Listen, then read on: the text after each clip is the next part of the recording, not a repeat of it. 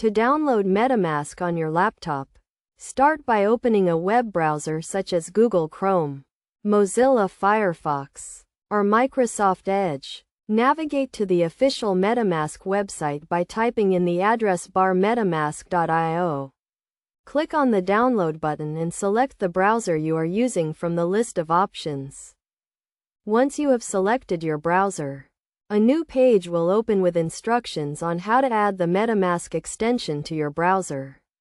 For Chrome, click on the Add to Chrome button. Then click Add Extension in the pop-up window that appears. For Firefox, click on the Add to Firefox button. Then click Add in the pop-up window that appears. After installing the MetaMask extension, click on the MetaMask icon that has been added to your browser toolbar, usually located in the top right corner. Click on the Get Started button to begin the setup process.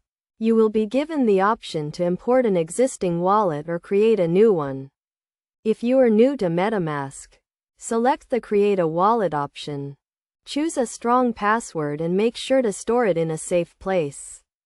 You will also be given a seed phrase, which is a list of words used to recover your wallet if you forget your password or lose access to your account. Store the seed phrase in a safe place, such as a fireproof safe or a secure note-taking app.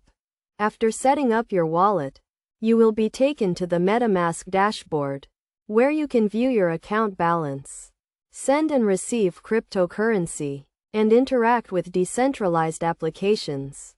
Make sure to keep your laptop and browser up to date with the latest security patches to protect your wallet and sensitive information. To ensure the security of your wallet, always verify the authenticity of the MetaMask website and extension before downloading and installing. Be cautious of phishing scams and never share your seed phrase or password with anyone. By following these steps and best practices, you can safely download and set up MetaMask on your laptop and start exploring the world of cryptocurrency and decentralized applications.